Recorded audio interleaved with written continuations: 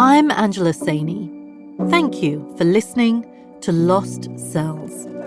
We've followed parents from all over the globe on their search for needles in a haystack as they hunt for the biological material visible only through a microscope, the promise of life suspended in time, lost by an apparently careless corporation. Like their cells, each family's story is unique, but now they have one unified goal: to share their story with the world, to help parents with what they've learned. At one point, CryoSave was the leader of the cord blood banking industry in Europe. The company promised hundreds of thousands of families that they would store their cells for decades. But that's not what happened. As we wrap up our series, Antoine Harari and our team are still trying to unpack what we can learn from all of this. And even 5 years later, getting real answers is a test of willpower and tenacity. I'm Angela Saini, and this is the finale of Lost Cells, an original Swiss Info podcast in collaboration with Piz Gloria Productions, Future Proche, and Studio Orcenta.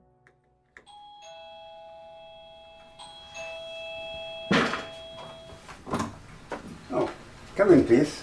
Hi. Nice to see you. Welcome in Warsaw and welcome in Poland. Thank you so much. Louis Daniel came to Poland looking for his daughter's stem cells. He had decided they were safe in Warsaw, still frozen and stored at the lab run by Famicord, the company that inherited the cells after CryoSave went bankrupt and collapsed. What is the problem?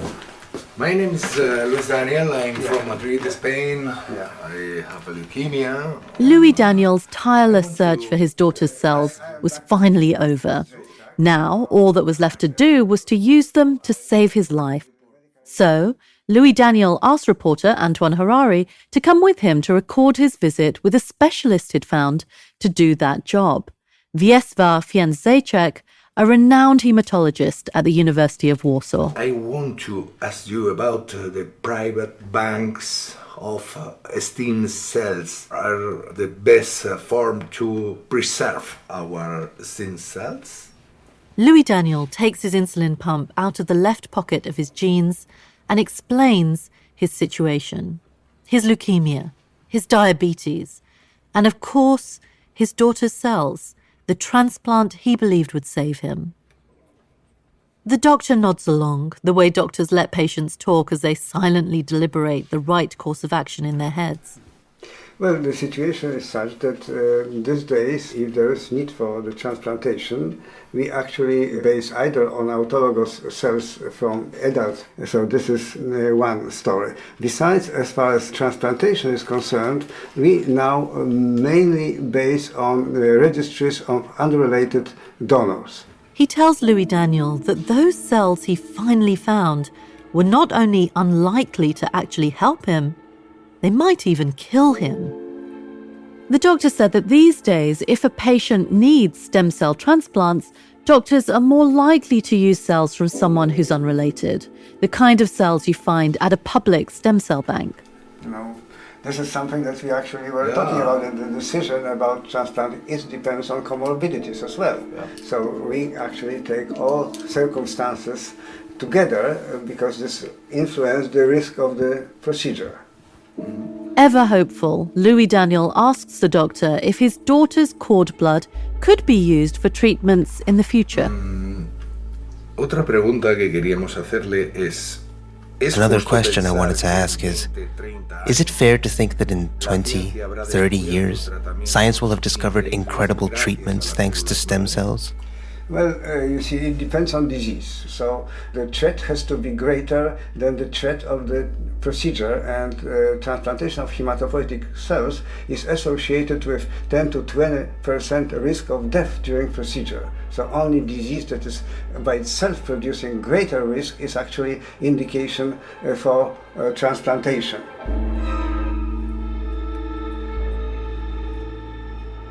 Antoine sees Louis Daniel struggling with what he has just heard. The risks of a transplant are very high. According to this doctor, there's a 10 to 20% chance of dying during the procedure. Antoine wants to know whether he correctly understands what the doctor is saying. Stem cell banks say they can cure. They say they can cure more than 80 diseases. Do you think it's correct, or do you think that it's a bit too much? Well, I think this is actually a great exaggeration, and the reason for this is that many of these disorders are so-called inborn errors of hematopoiesis, and these disorders cannot be cured by autologous cells, because these autologous cells will already carry the same disease. ¿Es justo pensar que en 20, 30 años la ciencia habrá descubierto tratamientos increíbles gracias a las células madre? I will translate. Is it right to think that in 20 or 30 years the science will have evolved so much that there will be incredible cure with stem cells? It's one of the things they say, right? Like bank it and then... No, actually, if we are talking about something that will happen in 20, 30 years, many people who transplant will think that transplantation will disappear as a treatment method. Louis Daniel left his appointment more confused than ever. According to the doctor, his crusade to find the cells may have been pointless. There were treatments available that were safer and way less toxic than transplantation. So what did that mean for him? That's why my only hope is that my daughter's stem cells can save my life. And the parents he met in the park, and all the other families out there hunting for their cells. How advanced was this science really? Any questions for us before we start the interview? I don't know. Let me think for a sec. Yeah. So I assume you're interviewing a bunch of people, not just me. On the other side of the Atlantic, in Raleigh, North Carolina, Dr. Joanne Kurtzberg is talking with Grant Hill, a producer on the Lost Cells production team. I am the director of the Marcus Center for Cellular Cures, which includes the Carolinas Cord Blood Bank, which is a public FDA-licensed cord blood bank at Duke. The field has come a long way since she was part of the first cord blood stem cell transplant team back in the 80s. And so has she. Her office is full of badges from the hundreds of conferences where she's presented her work. Kurtzberg remains deeply embedded within the cord blood banking industry as president of the Cord Blood Association, an international cord blood trade group. That represents public and private cord blood banks. How do you do all these things, first of all? I mean, that's and, a lot. I'm old, and over time, I kept adding to my job. Is basically how that happened. The association's board of directors is filled with stem cell researchers, along with public and private cord blood bank officials from around the world, including the vice president of Famicord, the Polish company that took over the cells that came from CryoSave. Kurtzberg sits in the middle of all these global interests, the researchers advancing the science, the business people leveraging the research. The Lost Cells team wanted to know what she thought of the promises made by the cord blood industry. Grant showed her a clip of the kind of advertising parents find online. When you decide to preserve your baby's cord blood or cord tissue, you are making an incredible investment, not just in the future of your baby, but in the future of your entire family's health. I mean, so you were laughing a little bit during that. Why were you laughing? I'm curious. Oh, I laughed at the Frozen because they were, setting it up to freeze your cord. Kurtzberg is used to dealing with patients like Louis Daniel, who are desperate for cures. But she does have some concerns about expectations. I think the real issue around family banking or private banking is to be honest with the family and not to overpromise. I think everyone has the right to give themselves an insurance policy or to invest in an unknown possibility in the future. I think what is not okay is if a family bank advertises that these cord blood cells are going to cure all the things you worry about in life that are going to happen to your child. That's like part of being a new parent, right? You worry about everything that could possibly happen. It's not just how many diseases these cells could be used to cure that's often exaggerated. She says another key part of stem cell banking that is often left out of the advertising is just how important it is to collect a big enough sample. It turns out that having enough cells for a dose is really important. And in the public banks, only big units are stored. In the private banks, all units are stored. So a lot of families find out they have a stored unit, but when it needs to be applied to a therapy, there's not enough cells. In practice, Kurtzberg says it's hard to guarantee the person collecting the cells after the birth will harvest enough. It's the type of detail that parents shouldn't have to worry about. In an ideal world, there would be rules and standards for how samples are collected based on the best available science. But around the world, Kurtzberg says, the industry is still a bit like the Wild West. There are standards and non-binding accreditations set down by trade organizations designed to try and rein in the less scrupulous private banks. But those standards are only suggestions, and suggestions are unenforceable. There are hundreds of family banks around the world. The quality practices they follow vary from country to country and bank to bank, so some are excellent and some are not. They're not regulated the way public banks are, so they're not beholden or required to follow any kind of manufacturing standards. I think newborn parents, number one, are very vulnerable people. You're invested in your baby's future and making it the best it can be, right? I mean, I think that's just what happens when you're a new parent.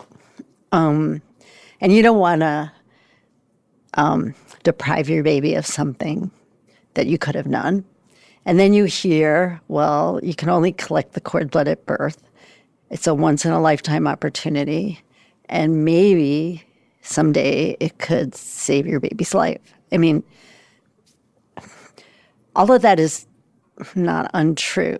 But I do think in the way your tape illustrated, that kind of marketing is over the top and playing to the natural tendencies of newborn parents, or parents of a newborn, sorry. So I think somehow there has to be more objective information transmitted. I do think still some parents will want to invest in this, but I do not think it should be presented like this is the only way to save your baby's life.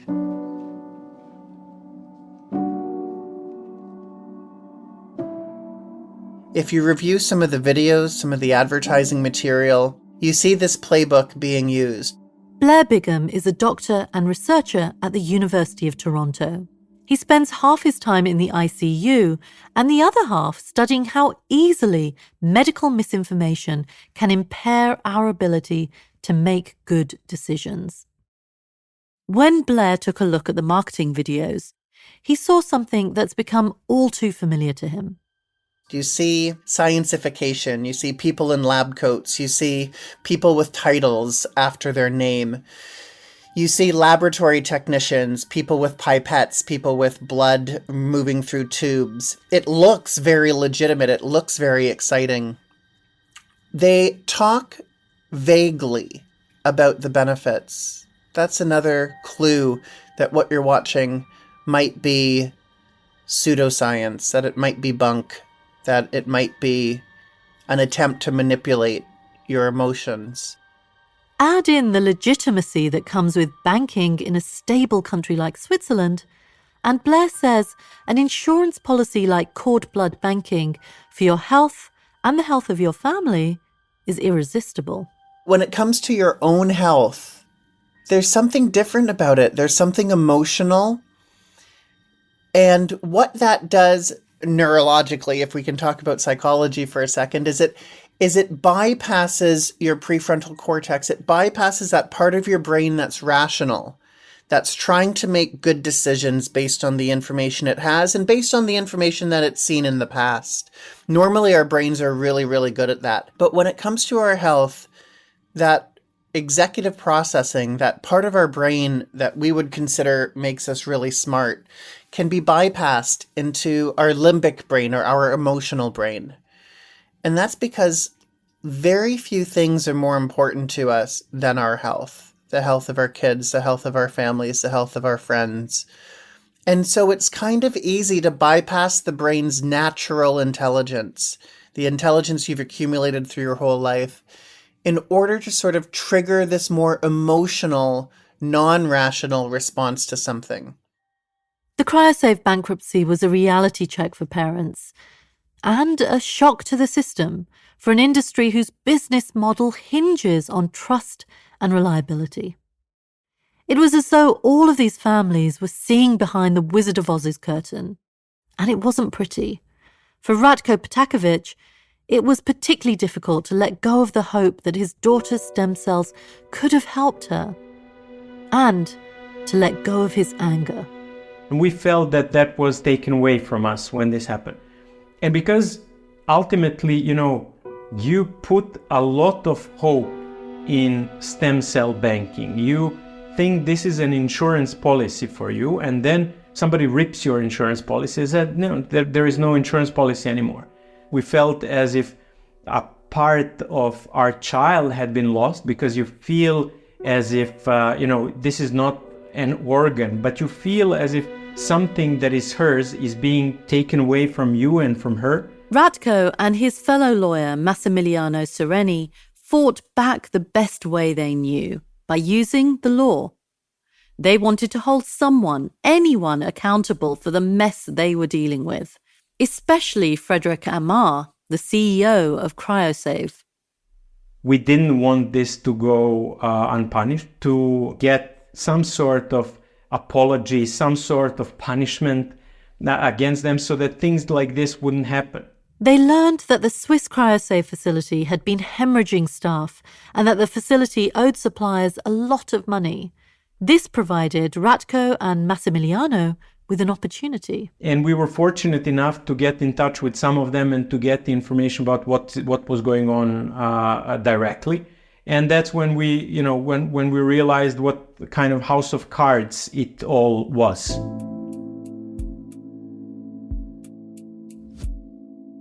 Ratko and Massimiliano spent months making phone calls, collecting emails, documents, and making transcripts.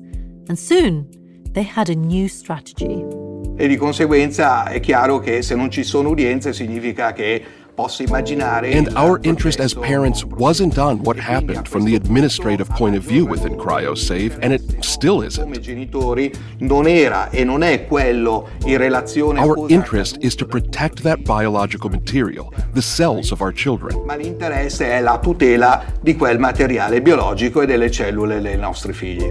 They had questions about how the DNA of thousands of children had been handled. An issue that quickly overshadowed the questions they had about where all the money went. The lawyers handed their evidence to a public prosecutor in Geneva, who eventually charged Frédéric Amar. The process and investigation is ongoing. Come genitore, ovviamente, quando in udienza. When the CEO of CryoSafe was called to an audience, it was a very special moment for me as a parent. Un momento molto particolare perché alla fine, per quanto I mean, in the end, as far as all parents are concerned, he represented our counterpart, the one who had created all these problems, right? Nei quali sfortunatamente ci eravamo ritrovati da agosto. Swiss authorities charged Frédéric Amar with breach of trust, faulty management, and other violations. Amar was also accused of withholding hundreds of thousands of dollars worth of salary payments to his staff. After reaching out to him, he didn't respond to our questions for the podcast. But, as seen in the transcripts of multiple encounters with prosecutors, Amar furiously denied the charges. We hired an actor to read his responses. I contest all the violations mentioned, apart from the late payment of salaries. I would like to point out that the amount you gave me is false. He's combative and indignant about why CryoSave ended up in trouble, blaming it all on market pressures. It was an activity that I did not find profitable, which was losing volume. We were starting to lose a lot of money. Amar maintains that Swissmedic, the health agency responsible for health regulations in Switzerland, knew about his plan to transfer the cells out of the country and all the data that went with those samples. We received confirmation of our notifications from them without comment. But Massimiliano Sereni, the lawyer and CryoSave parent who set this whole lawsuit in motion, doesn't buy it. Le udienze sono state numerose, molte le ho seguite. What I saw was a lot of non-recalls. Che mi sono stati trasmessi. Quello che ho visto è molti non ricordo, molte risposte generiche e difficilmente. Many generic answers, and it was difficult to get into the details of some aspects of this story. Facciamo tablet? Hai da poco prima? Ti scopi partits. Di poco per partits. Oh, ciao Mr. Fox. Vai. Okay. Poco per partits. Tatiana is trying to move on with her life. These days, her main focus is her daughter. She takes Isabella to regular speech therapy sessions. It took real work to get out of the CryoSave rut. She spent a lot of emotional energy thinking about the court process going on in Geneva. Her opinion on Frédéric Amar was not a flattering one, and she badly wants to see him held accountable. She even had dreams about it. Well, as far as Frédéric Amar is concerned, I dreamed about him every night for a very long time. I also think he's a very bad person, and that's important. Morality is important. What kind of a person you are is important. What happened, gave me post-traumatic stress disorder. But she also had concerns about travelling to Geneva to give her testimony. There was COVID, and on top of that, it would dredge up all the memories of what happened to Isabella's sample on that horrid failed trip to North Carolina. So I decided not to testify. And the moment that I decided I'm not going to go testify was the moment I let this go. I said, I've done my part. It was all awful for me, but I need to go and live life from now on. Ciao, the lifeboat. Ciao, the lifeboat. I the father John. I the father. Tatiana's husband Ratko sees the case against CryoSave and Frédéric Amar's role as an important part of the accountability. However long, he knows that at some point it will end in a verdict. We are no longer focusing on the money in all of this. We are focusing on three things. One, making sure that he can no longer do business and lead a normal, free life. Number two, make sure that everybody is extra careful when deciding on the stem cell bank that they will use. And thirdly, making sure that the regulation around this is brought to a much higher level than it is right now. And the court case against Mr. Amar or cases against him in Switzerland are parts of these three things. Because ultimately, when we get the verdict, I think that will be a strong signal to regulators that they need to take care of this in a better way.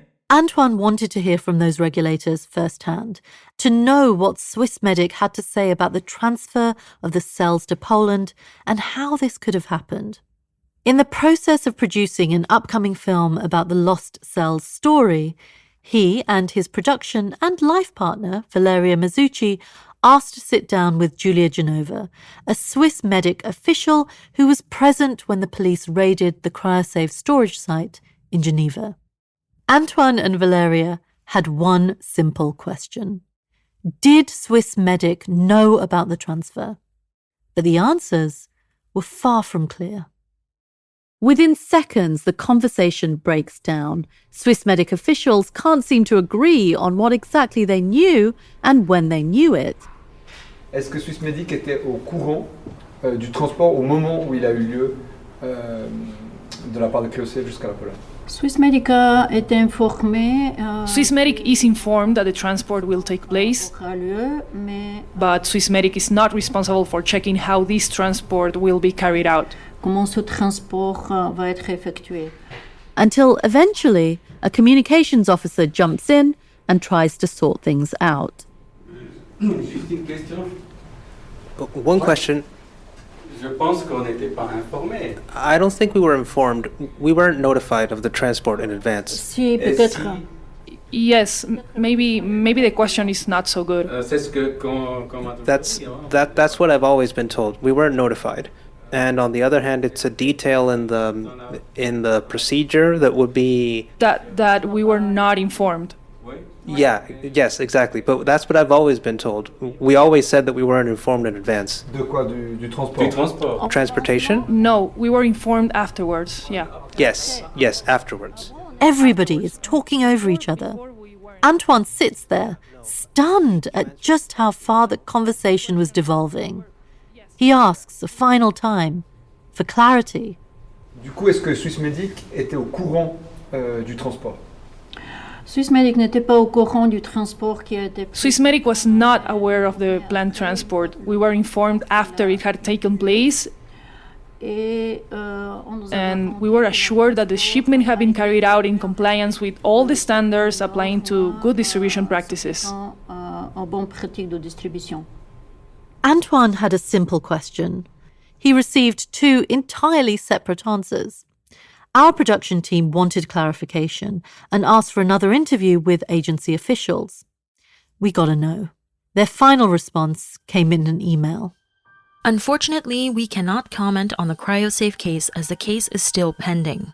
Swissmedic transferred the criminal proceedings against the company to the Geneva Public Prosecutor's Office in January 2020. Regarding the transport of stem cell samples to Poland, they wrote, "Due to the lack of a legal basis, there were no options to oblige companies to provide information regarding the storage locations of specific blood stem cells." The email went on to say that Swiss authorities are in the process of revising the Transplantation Act so that companies that store stem cells are obliged to inform their customers about aspects such as other companies involved, the procedure when stem cells are exported to another country, as well as the handling of personal data legislation in transplant medicine. This should lead to an improvement in the situation. So my name is Jakub Baran. By education, I'm an engineer of electronics, specialized in digital signal processing. Meantime, in Poland, Jakub Baran, the CEO of Famicord, which is storing Louis Daniel's daughter's cells, is proud of his operation. So today we are far the largest in Europe. I think that we process more than 50% of all the samples collected in Europe are processed in our labs. Baran says Famicord understood immediately that the samples needed to be protected. And families still have a lot of say.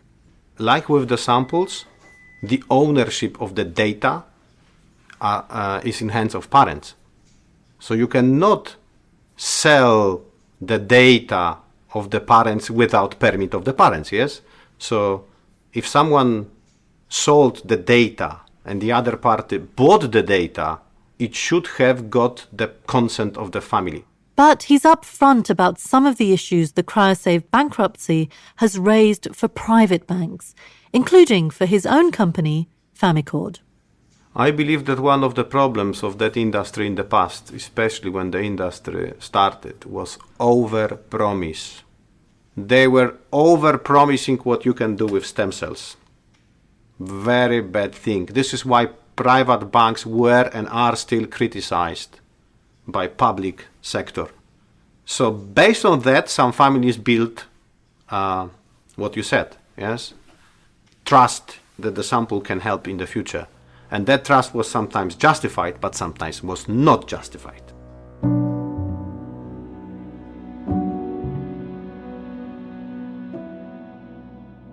For now, regulation remains elusive.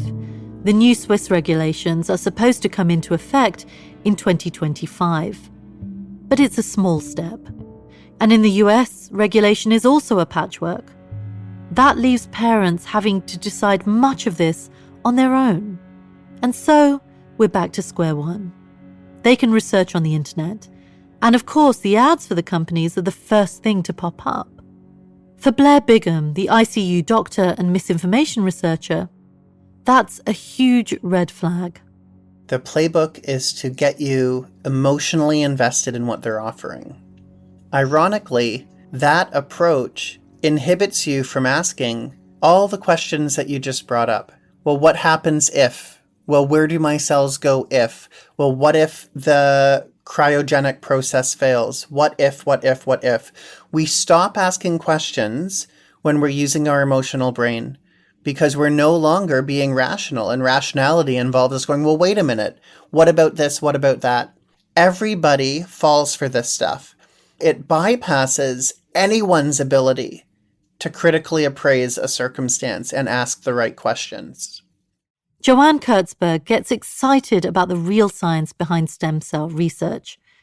But she knows that some of the biggest names in stem cell banking have to do better about their promises. So I think there ought to be better standards about the advertising.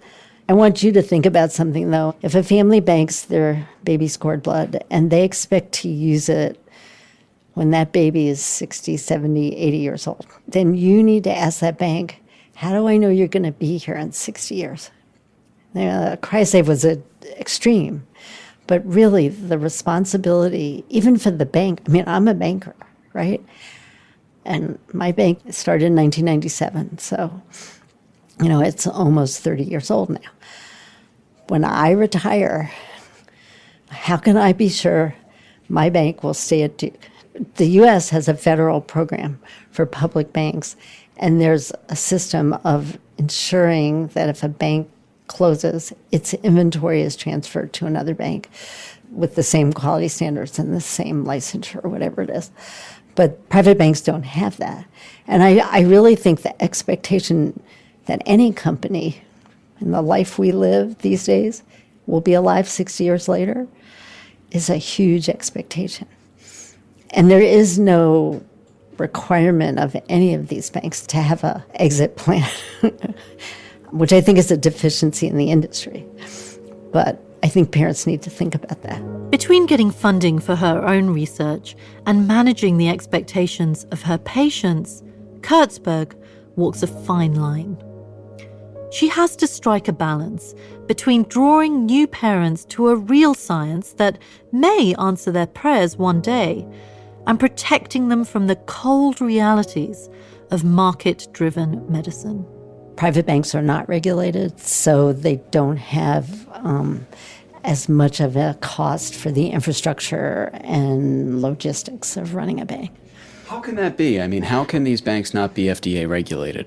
There was some lobbying that occurred in the early days of cord blood banking when the FDA was considering how they were going to regulate cord blood banking, and the decision was made to regulate public banking, not private banking. Blair Bigham sees Kurtzberg's dilemma as indicative of the state of play. He doesn't mince words on the major influence of private industry on medicine. You can't have the fox guarding the henhouse. And when places come up with their own policies, come up with their own group accreditation standards, a lot of the time that's exactly what's happening. There's no independence. We see regulatory debates all the time. We hear about ties between industry and regulators that are too close. It's a very difficult balance to get right. I don't know that I have a way to get it right, but it's a partnership between government, academia or scientists, and industry. And everyone has to work together in good faith to try to nail it. And there will always be tensions because the businesses naturally are worried about how fast they can grow, how fast they can make money, what their margins are going to be.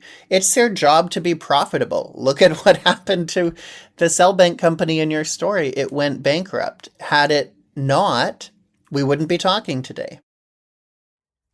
For Antoine, this investigation has become a never-ending story. It's been 5 long years since he got his first tips, and he's still hearing from new families caught up in the middle of this. Hello? Hello, Mr. Hariri. This is Karen Zen speaking. Hi. Okay, because the current situation for a lot of people, for us, is not really satisfied. You know, we still have problems with getting out the stem cells. You know, that's because for you. So where are your stem cells now? Do you know? actually, you know, when CryoSafe was bankrupt, we got a few months later. As journalists, we're privileged to tell stories like this one. Stories that probe the most personal of journeys as we grapple with the way science shapes us and how we think about life.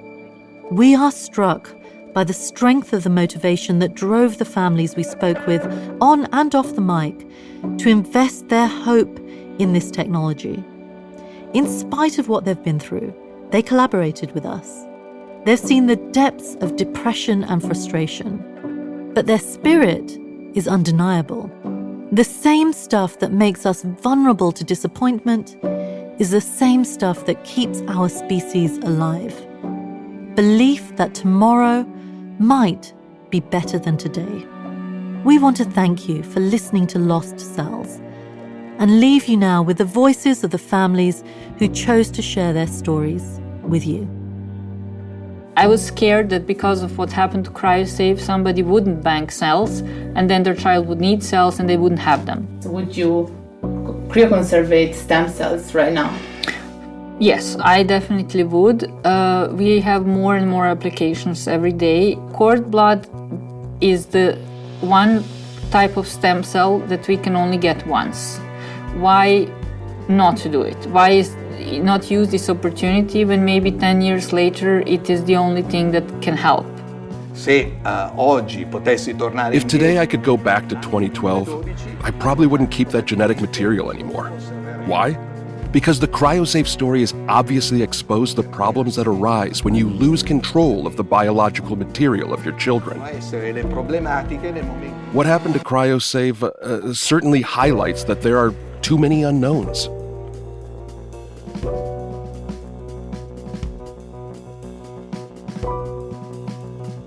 Do you regret to have stored those cells? I think, in my opinion, I would do it again, storage in the stem cells, because in my opinion, it's a great thing, because you always hope that you never need the stem cells, but what is when children get sick and you need it, and then you have to search for stem cells. I mean, I am happy that I did it, but the scandal is the problem now. When you decide to do like a crusade, like I will fix this big thing that was unjust, a lot of people think that you should just let this go, pretend that it never happened. I hope that in every area of life we make it easier for people to speak about injustice and to have these injustices fixed and have the attention of the public drawn to them, because we humans, we can really hurt each other very badly. Yo puede que dentro de unos meses no esté aquí. Pero mi hija quiero que vea a su I might not be here in a few months, so I want my daughter to witness that her father never gave up. Picture Rocky. You know, in the movie, Rocky Balboa was struck by blows, by pain, anger, and loneliness, but he never gave up. And I don't ever want my daughter to give up on life. She needs to know that her father fought until the very end, like a medieval knight. Life or death, death or life. It's as simple as that, and I choose life. As for what science decides for me, well, that's another thing. But I really hope it chooses well.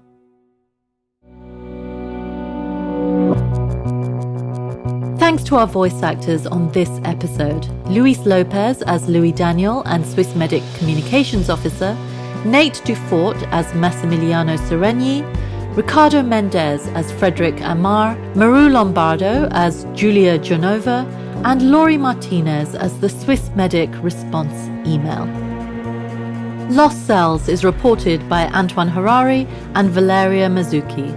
Written and produced by Suzanne Rieber and Grant Hill. Julien Tharaud composed our theme and original music. Mixing and sound design by Julien Tharaud.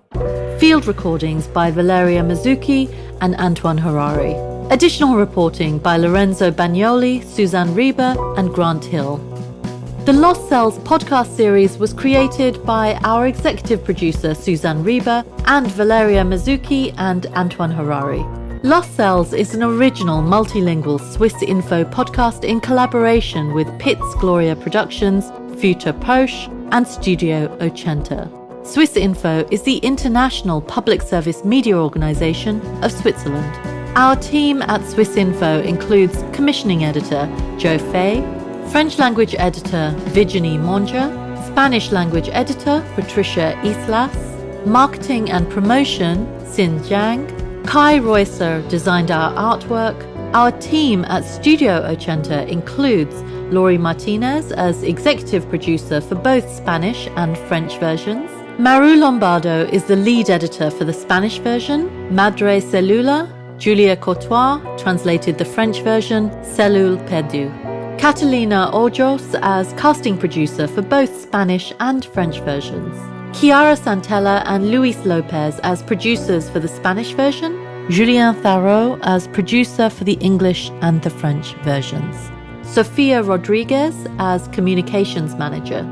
Join investigative journalist Antoine Harari for Cellule Perdue, the French version of this show, and scientific journalist Esther Sanchez for the Spanish version called Madre Cellula. You can find both versions on Apple Podcasts, Spotify, and wherever you listen to your shows. If you enjoyed listening to Lost Cells and support this kind of deeply reported and immersive storytelling, please give us a 5-star review on Apple Podcasts, Spotify, or wherever you listen to your shows. Check out more info on Lost Cells and more Swiss Info podcasts at www.swissinfo.ch/eng/podcasts. Thanks for listening.